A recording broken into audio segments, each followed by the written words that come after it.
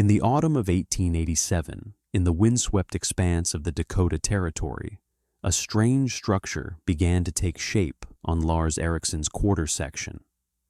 To the scattered community of homesteaders in Blackwood County, it was a source of constant, head-shaking amusement. They watched as their neighbors, men like the formidable Silas Croft, spent their days felling cottonwoods and splitting oak, their axes ringing with the confident rhythm of preparation. Their woodpiles grew into small mountains, monuments to the brutal winter everyone knew was coming. A man's worth in this raw and unforgiving land was measured by the height of his woodpile and the sturdiness of his single-plank walls. It was a simple, hard-won equation of survival. Lars Ericsson, however, was engaged in a different sort of mathematics. The Norwegian immigrant, a man whose silence was often mistaken for foolishness, did not build his woodpile with the same frantic energy. Instead, he spent his precious autumn days constructing what could only be described as a fence around his house. But it was no ordinary fence. It was a second wall, built of rough-sawn pine and cedar pickets, standing a full 36 inches outside his existing cabin walls. It rose to the same height as his cabin's eaves, creating a curious, enclosed corridor that wrapped around his entire home. He worked methodically, his hammer blows precise and unhurried, as he framed this peculiar outer shell. They called it wasteful. They called it foolish. "He's building a house for his house," Silas Croft declared one afternoon at the Mercantile, his voice booming with the authority of a man who had survived 5 Dakota winters. The men gathered around the pot-bellied stove chuckled in agreement. Wasting good lumber that could be firewood, wasting time that could be spent hunting. He'll learn his lesson when the first real norther blows through. They saw a man squandering resources on a whim, a flimsy outer wall that the wind would surely tear to splinters. They saw a fool building a useless wooden box around a perfectly good one, but their simple assessment would be shattered by the events of January 12th, 1888. On that day, a meteorological terror, a storm that would later be immortalized as the schoolhouse blizzard, descended upon the plains with unimaginable speed and fury. It was a wall of white that turned midday into midnight, a maelstrom of ice and wind that dropped temperatures by nearly 100 degrees in a matter of hours. Inside their standard, single-walled cabins, the settlers' monumental woodpiles burned with desperate speed, yet the cold seeped through the walls, turning breath to frost and hope to despair. Their homes, built on the foundation of accepted wisdom, became frigid tombs. Yet inside Lars Ericsson's strange double-walled cabin, a single, steady fire kept the air remarkably warm, the silence broken only by the muffled howl of a storm that could not touch him. What did he understand about the simple, powerful physics of still air that everyone else, in their practical and stubborn certainty, dismissed as foolish? Lars Ericsson had come from a place where cold was not just a season, but a fundamental force that shaped architecture, culture, and survival itself. He was born and raised near the town of Røros, a Norwegian mining community nestled in a high mountain valley where winter held sway for more than half the year. There, he had not learned about thermodynamics from books, but from the grain of old wood and the heft of a well-laid stone. He remembered the stabur, the traditional storehouses built on posts to keep out rodents. More importantly, many were constructed with a double wall, a design that had been refined over centuries. The gap between the inner and outer walls was not empty space. It was a component of the structure as vital as the timber itself. It held a pocket of captive, unmoving air. His grandfather, a man of few words and calloused hands, had explained it simply. "The wind," he had said, tapping a thick outer plank, "fights this wall, but the cold itself is defeated by what is not there. The emptiness is the shield." When he arrived in America, Lars carried this ingrained knowledge with him. He worked for a time in Minnesota, cutting ice from the great frozen lakes. It was there he observed another application of the same principle. The ice houses, vast wooden barns designed to preserve the winter's harvest of ice through the heat of summer, were not insulated with expensive materials. They were built with double walls, and the wide cavity between them was packed with sawdust, wood shavings, or straw. The men he worked with called it cheap insulation. Lars understood it on a deeper level. The packing material was not the insulator itself. Its purpose was to trap countless tiny pockets of air, to prevent the air from moving and transferring heat through convection. The sawdust was merely a vessel for the true insulator, stillness. His understanding was deepened further by an encounter on the Dakota prairie. He had met an elderly Lakota man named Chayton, who was wintering near a frozen creek. Lars, still new to the region, had asked him how his people survived the ferocious plains, blizzards in their hide teepees. Chayton, through a mix of broken English and gestures, explained the importance of the teepee's inner liner. A second wall of hide hung inside the main structure. He also pointed to the snow itself. He explained how a deep, settled snowpack was not a threat, but a blessing. He described how his people would pile snow against the base of their teepees, creating a thick, insulating blanket. "The snow holds the air," Chayton had said, picking up a handful of powder and letting it sift through his fingers. "It holds the stillness. The earth's warmth stays in, the wind's anger stays out." From a Norwegian mountain valley, to a Minnesota ice house, to a conversation on the windswept prairie, the same elemental truth was revealed. The most powerful shield against the bitter cold was a simple, unmoving layer of air.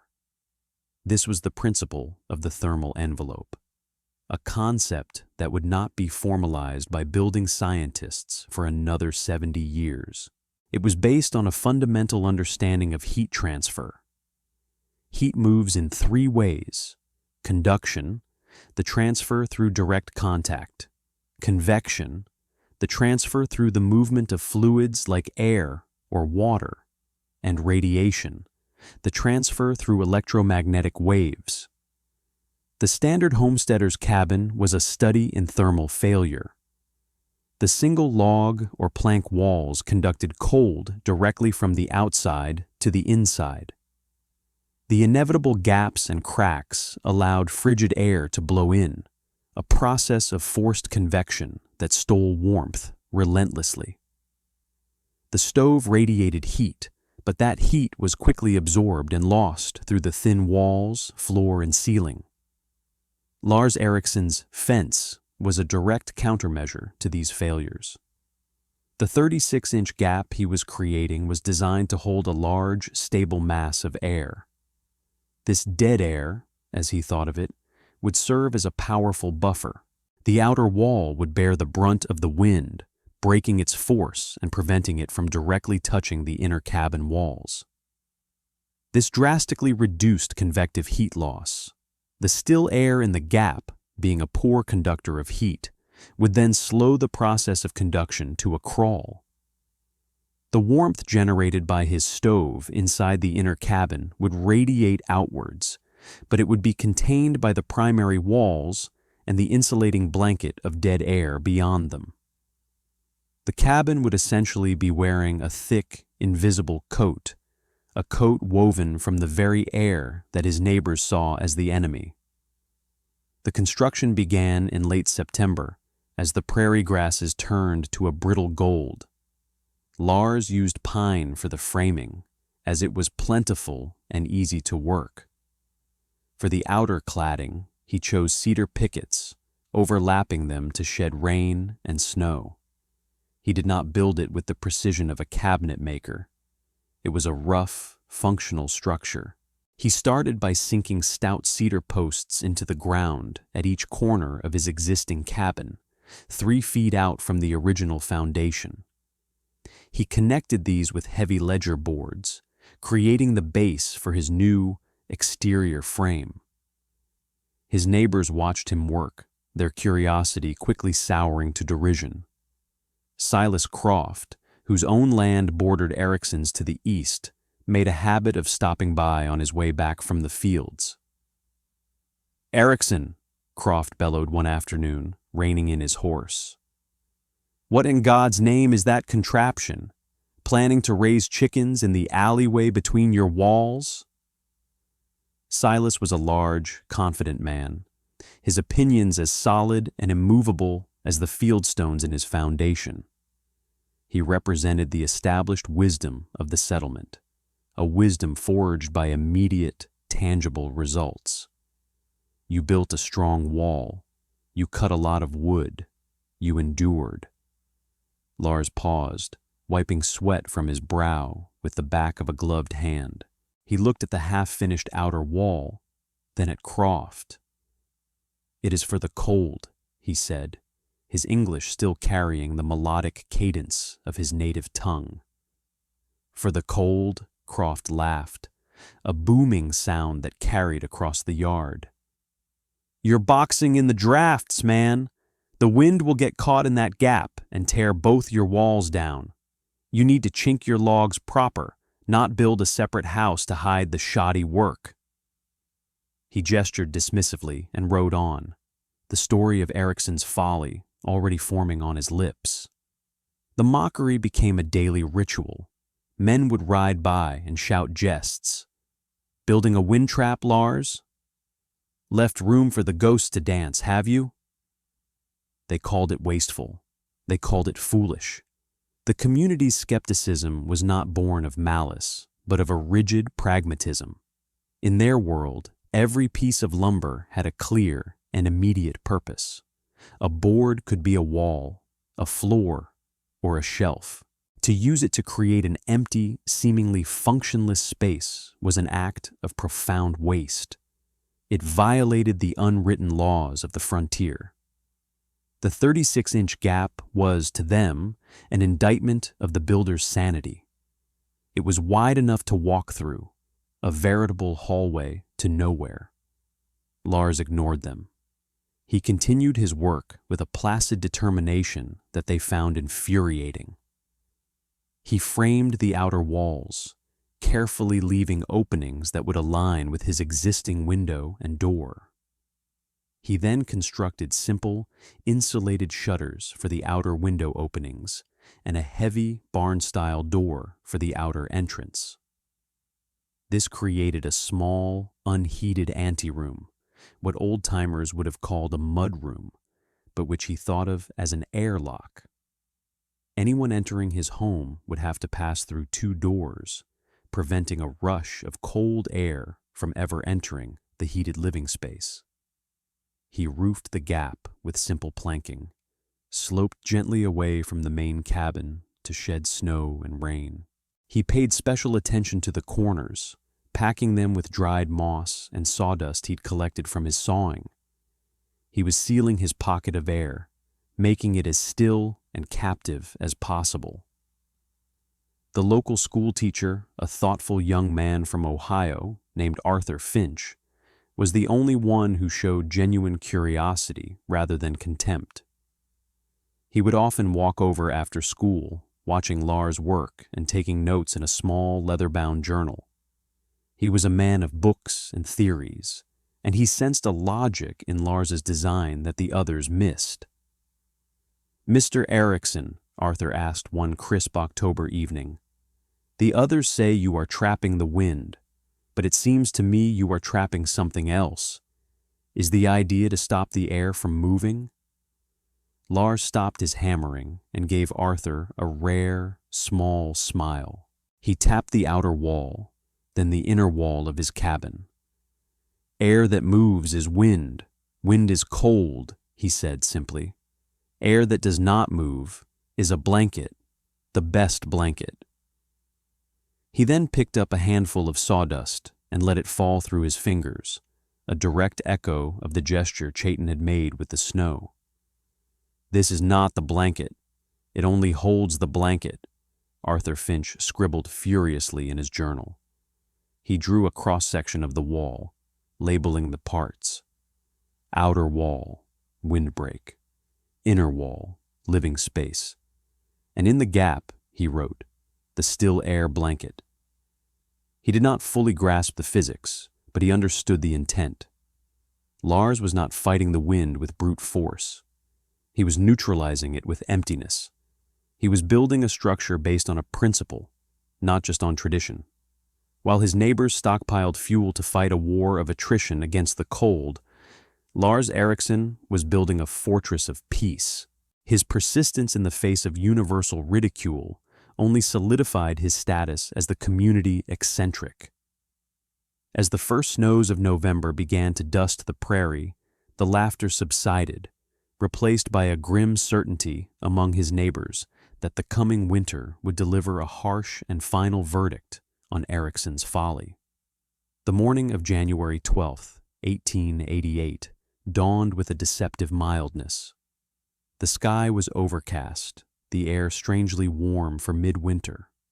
Children walked to the one-room schoolhouse without their heaviest coats. Farmers, including Silas Croft, decided it was a good day to be out, checking livestock in distant pastures, confident they had hours before the weather might turn. No one saw the slate-gray wall advancing from the north, a low, ominous cloud that moved with unnatural speed, consuming the horizon. The storm did not arrive. It struck.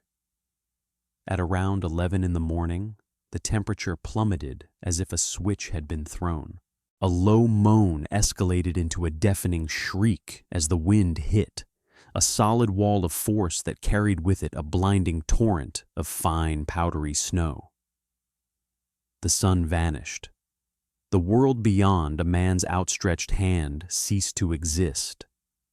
The temperature, which had been above freezing, dropped to 20 below zero, then 30, then 40.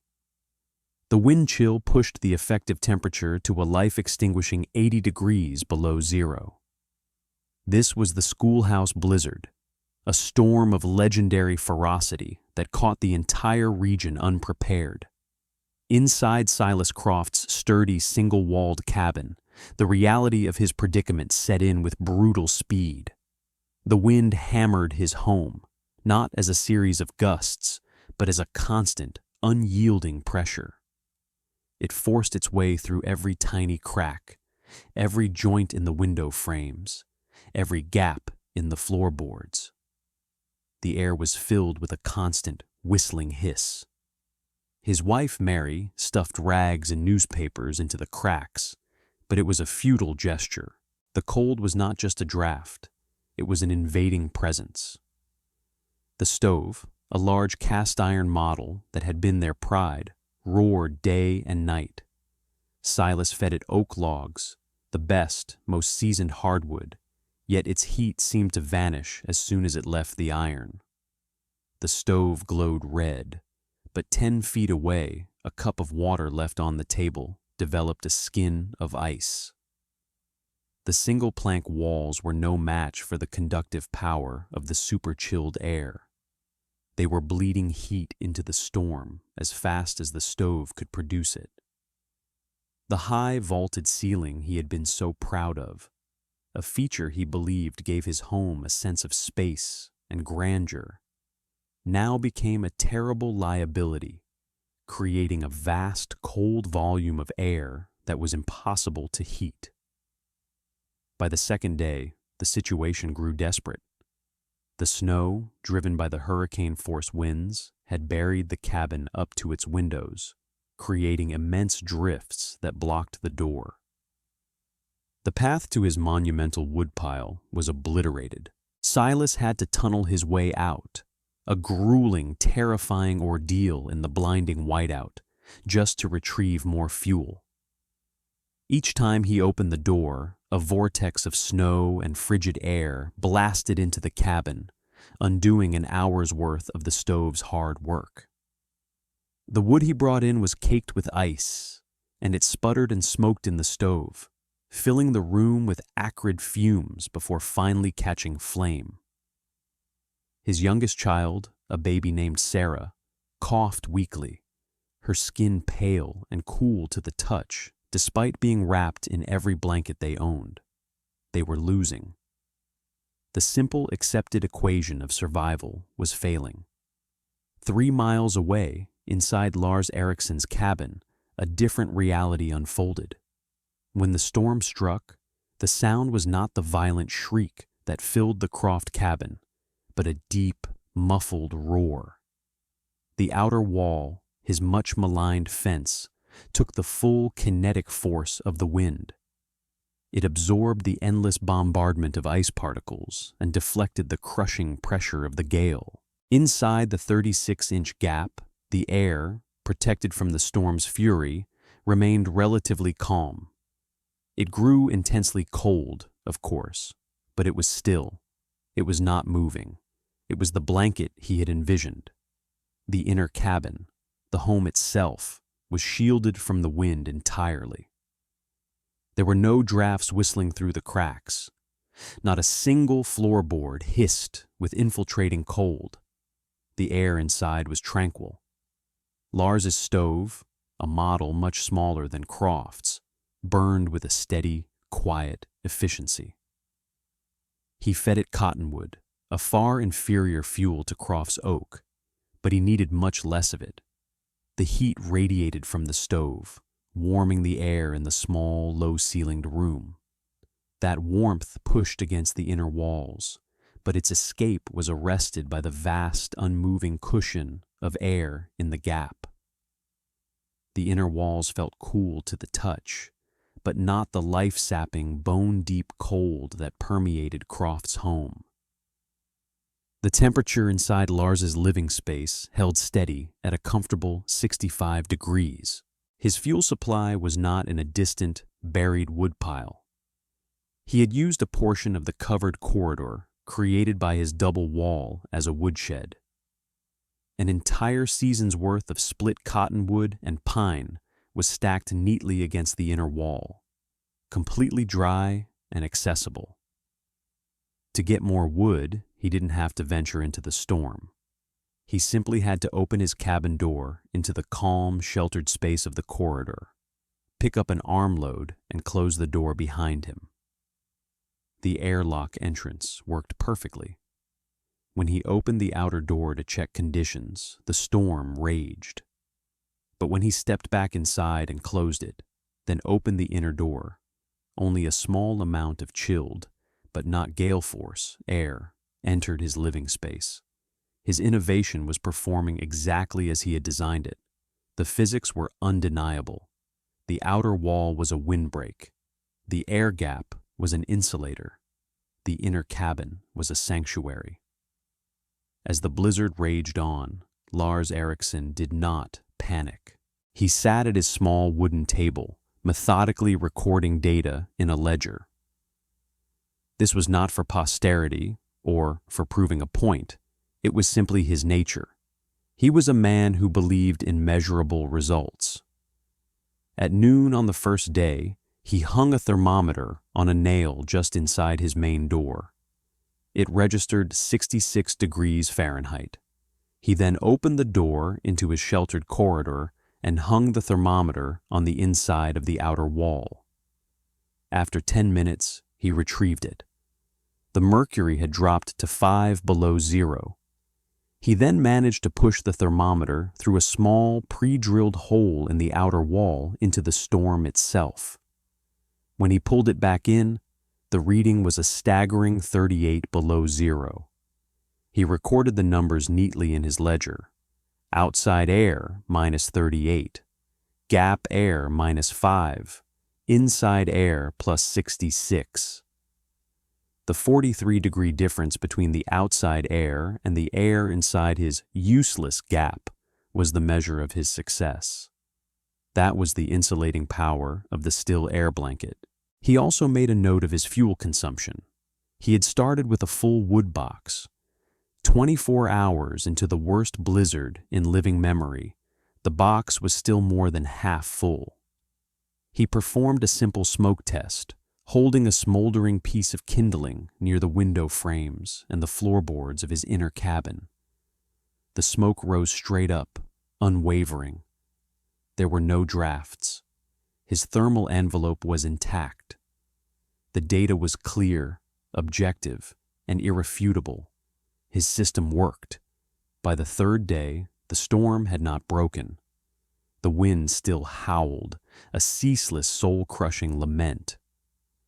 In the scattered cabins of Blackwood County, desperation had curdled into despair. The Morris family, a mile south of Lars, had burned through their entire woodpile. They were now breaking up their chairs and the children's wooden cradle for fuel. At the Croft homestead, the situation was dire. The baby, Sarah, was listless, her breathing shallow. Mary Croft cradled the infant against her own body, trying to share a warmth that she herself was losing. They had run out of rags to stuff in the cracks, and a fine layer of snow was now accumulating on the floor beneath the windows. Silas, his face a grim mask of exhaustion and fear, knew they would not survive another night. His pride had frozen and shattered, along with everything else. There was only one option. He bundled Mary and the baby in every remaining piece of fabric, wrapped his own face in a wool scarf, and tied a rope from his wrist to the door latch. He would go to the one place he had ridiculed, the one place that might offer a chance. He would go to the Fool's House. The journey of 3 miles was an epic of raw survival. He could not see. He navigated by the memory of fence lines and the slope of the land, stumbling through waist-deep drifts, the wind trying to tear the breath from his lungs. It was the image of his pale, shivering child that drove him onward. After what felt like an eternity, he blundered into a solid structure. It was wood. He felt along its surface until his frozen fingers found the rough handle of Lars Eriksson's outer door. He hammered on it with what little strength he had left. The door swung open, and he practically fell into the calm, still air of the corridor. The contrast was staggering. The deafening roar of the wind was instantly replaced by a muffled hum. The air was frigid, but it was not moving. He was out of the storm. A moment later, the inner door opened, and a rectangle of warm yellow light spilled into the darkness. Lars Eriksson stood there, holding a lantern. He showed no surprise, no triumph. He simply saw a man in need. "Come in," he said, his voice calm. "Bring your family." Silas stumbled into the cabin and was struck by the warmth. It was not the scorching, dry heat of an overworked stove, but a gentle, pervasive comfort. The air was fresh. There was no smoke. He saw Mary unwrap the baby, her own movements stiff with cold, and her face registered a look of pure, uncomprehending relief. The primary skeptic had just stepped through the looking glass into the reality of his own ignorance. He stood there, covered in snow, his beard a mass of ice, and looked around the small, warm room. He saw the half-full wood box. He saw the smoke from Lars's pipe rising in a perfectly straight line towards the low ceiling. He felt the life-giving warmth seep into his frozen limbs. He did not apologize. His pride would not allow for such a direct capitulation, not yet. Instead, he asked a question, the quiet, technical question of a defeated man seeking to understand the terms of his surrender. "How?" he asked, his voice hoarse. "Is there no draft?" Lars did not say, "I told you so." He did not lecture or gloat. Grace, in that moment, was the simple act of sharing knowledge without judgment. He walked to the inner wall and placed his hand on it.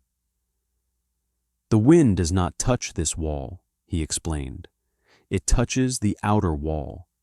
The air between is still. The stillness is the shield." He then led Silas into the corridor and showed him the massive, untouched stacks of firewood, perfectly dry and ready. He demonstrated the airlock door system. He showed him the thermometer readings in his ledger. The vindication was not in words, but in the quiet, overwhelming evidence of warmth, of safety, of life. Silas Croft, the loud, certain authority of the prairie, looked at the simple, hand-drawn numbers and finally understood. He had built his house to fight the winter. Lars Ericsson had built his to ignore it. Over the next few hours, Lars guided 2 more families to his sanctuary, following the faint sounds of their desperate shouts on the wind. His small cabin, once a symbol of foolishness, became an ark, a warm, quiet haven filled with the hushed, grateful whispers of his rescued neighbors. When the blizzard finally broke on the 4th day, the sun rose on a world transformed, a landscape of sculpted white silence. The cost of the storm was immense. Lives had been lost across the territory, many of them schoolchildren and homesteaders caught out in the open. Within the Blackwood community, every family had a story of hardship and near disaster. Their homes were damaged, their livestock lost, their confidence shaken. But the 8 souls who had taken refuge in Lars Ericsson's cabin had survived in relative comfort. The story of their rescue and the impossible warmth of the Fool's House spread as quickly as the news of the storm's passing. The tone of the conversation changed. Mockery was replaced by a quiet, awestruck respect. The day after the storm, a delegation of men, led by a humbled Silas Croft, arrived at Lars's homestead. They did not come with jokes or criticism. They came with measuring tapes and notebooks. "Ericsson," Silas began, his voice stripped of its usual bravado, "will you show us how you built it? Will you teach us?" Lars spent the rest of a cold, bright winter walking his neighbors through the principles of his design. He did not guard his knowledge. He shared it freely, explaining the importance of the air gap, the necessity of the outer windbreak, and the efficiency of the airlock entrance. He sketched diagrams in the snow with a stick, showing them how to frame the outer wall and how to seal the corners. He explained that the specific dimension of 36 inches was not magic. It was simply a practical width that allowed for wood storage and passage. A smaller gap would work, he explained, as long as the air within it remained captive and still. He was no longer the community eccentric. He had become its most vital expert, a professor of survival whose classroom was the open prairie. That spring and summer, a curious new construction project swept through Blackwood County. On farm after farm, men began building their own versions of the Ericsson Wall, as it came to be known. They adapted the design to their own homes, wrapping the strange, double-walled structures around log cabins and sod houses alike. Silas Croft was the most zealous convert. He built his outer wall with meticulous care, using the finest lumber and even adding a layer of tar paper to the inside of the outer cladding for extra wind resistance. Arthur Finch, the schoolteacher, documented the process in his journal, writing detailed entries about the community's enthusiastic adoption of thermal buffering principles. The language of survival in the settlement was changing, from a vocabulary of brute force to one of intelligent design. The following winter served as the ultimate proof. The families in their newly retrofitted homes watched the first blizzards roll in, not with dread, but with a new sense of security and scientific curiosity. The results were immediate and dramatic. Fuel consumption across the community dropped by more than half. The constant, wearying labor of feeding a hungry stove was replaced by a manageable routine. More importantly, the quality of life inside the homes improved immeasurably. They were warmer, quieter, and free of the bone-chilling drafts that had been a constant feature of prairie life. The elderly, who often succumbed to pneumonia in the harsh winters, survived in greater numbers. The infants, like Silas Croft's daughter Sarah, thrived in the consistent, gentle warmth. The Erickson Wall was not just a clever building technique.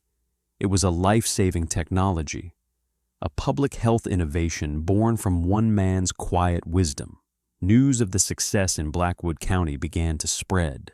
Arthur Finch wrote a long, detailed letter to a cousin who worked for the Territorial Land Office, including sketches and temperature data he had collected from a dozen retrofitted homes.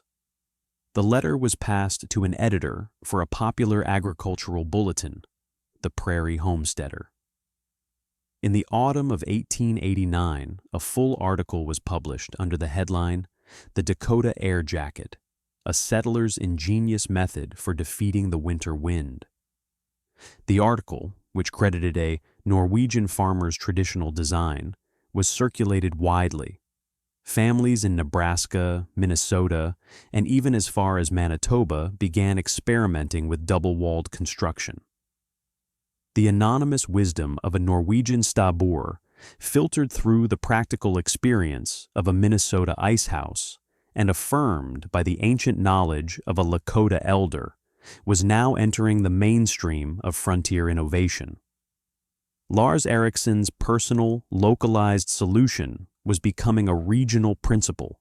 The legacy of what Lars built extends far beyond the snow-swept plains of the 19th century. His practical application of the still air gap was a precursor to the sophisticated building science of the modern era. When contemporary engineers and architects speak of creating a building envelope or a buffered thermal zone, they are describing the very principle that Lars Ericsson laid out with rough-sawn pine and cedar pickets. The concept of the double-stud wall, a common feature in modern high-efficiency and passive house construction, is a direct descendant of the Erickson wall. In this technique, two separate walls are framed several inches apart, creating a thick cavity that can be filled with insulation, effectively creating a massive captive air pocket and eliminating thermal bridging, the process of cold conducting through the solid wood studs. What we now measure with complex software and call an R-value, a measure of thermal resistance, Lars Ericsson understood simply as the power of a blanket of air. The story of Ericsson's folly is more than a historical account of a clever invention. It is a timeless parable about the nature of wisdom. It illustrates the profound conflict between entrenched, conventional thinking and the quiet, observant application of first principles. The settlers of Blackwood County were not foolish. They were following a set of rules that had worked, just barely, for generations. Their mistake was in closing their minds to a different way, in mistaking the strange for the stupid. Lars Ericsson's wisdom was not that of a revolutionary genius, but that of a humble synthesizer.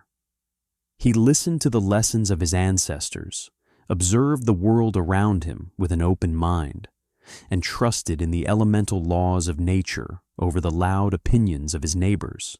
In the end, the most powerful force on the Dakota prairie was not the winter wind, with its 100-degree temperature drops and its freight train roar. It was not the brute strength of men like Silas Croft, nor the height of their woodpiles. The most powerful force was the simple, invisible, and utterly silent pocket of air that one man had the wisdom to capture and respect. It was a testament to the profound truth that sometimes the most effective shield is not a thicker wall, but a wiser space.